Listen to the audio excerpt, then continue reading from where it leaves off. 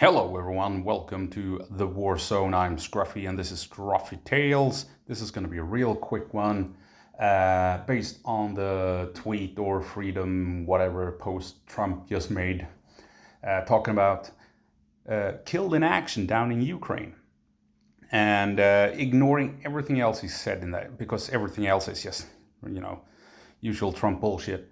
But it did reveal that Russia has so far in 2025 lost 112,000 killed in action, which aligns with what Marco Rubio said earlier, with 100,000 killed in action at that time.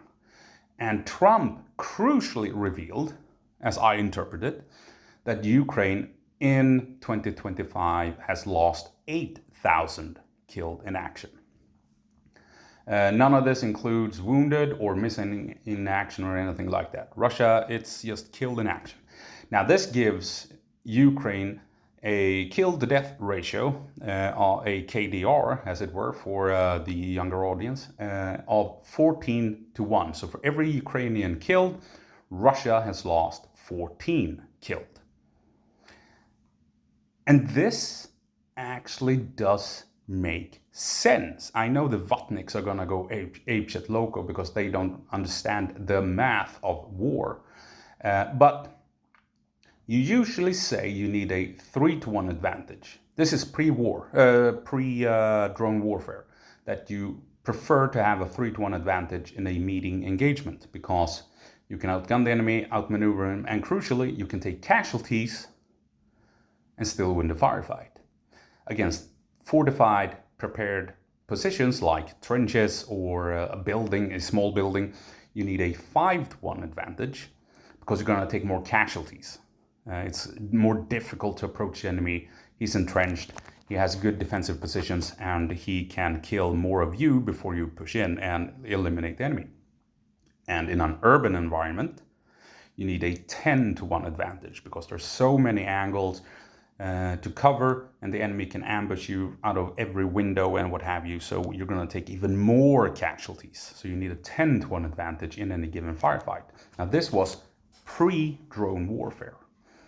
So you can imagine with all the footage we see how easily drones hunt down vehicles trying to assault, and you lose 3 crew and 10 infantry with every transport getting blown up, right?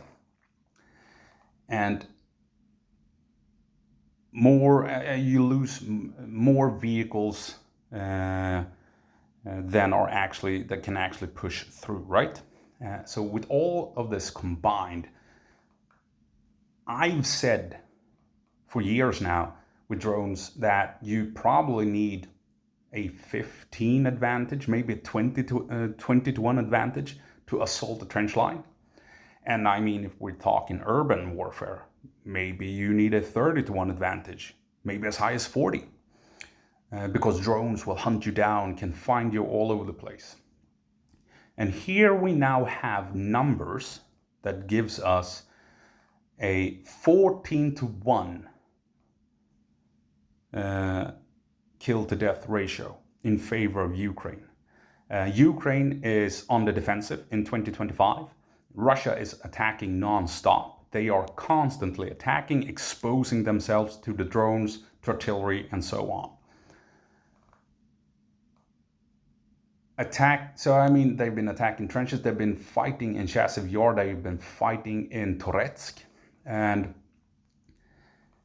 yeah, Ukraine inflicting 14-1 in terms of killed in action sounds actually reasonable.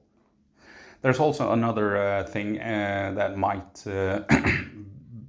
help out with these numbers.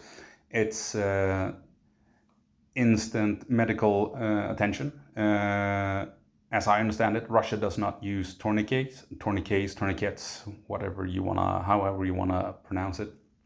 Ukraine does, and a tourniquet is absolutely essential in saving lives. If you do not have tourniquets, if each soldier does not have a tourniquet, you are gonna see killed in action rise dramatically, and that is the case with the Russians. They can't stop bleeding effectively. And that means a lot of the Russians will bleed out before they can receive medical attention.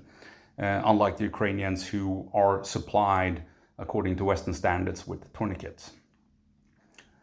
So they can apply medical attention to themselves or a comrade within a minute of being wounded. That is not the case with the Russians. So one other factor to consider when we look at these numbers is the use of the tourniquet, right? You can clearly see that the tourniquet is super crucial to reducing casualties on the front line. That combined with Ukraine's drone coverage and Russia assaulting, exposing themselves to the drone swarms. Yeah, a 14-to-1 kill to death ratio, it sounds plausible. It looks insane when it's 100,000 compared to 8,000. But it is a 14-to-1 ratio, 112,000, as Trump put it, versus 8,000 killed in action. And it makes sense. It makes sense if we compare it to conventional wisdom before drone warfare. Then obviously those numbers have increased dramatically when you add drones into the mix. And the end result is what we're seeing. Ukraine losing 8,000 killed in action while defending in 2025, and Russia continuously assaulting in 2025 has lost 112,000 killed in action.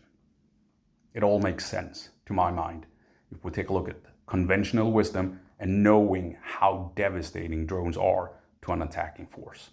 Well, that's it. The Vatniks are gonna go apeshit loco in the comment section because they can't handle this shit.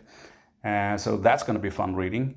So go down below, check out the Vatnik tiers. It's gonna be awesome.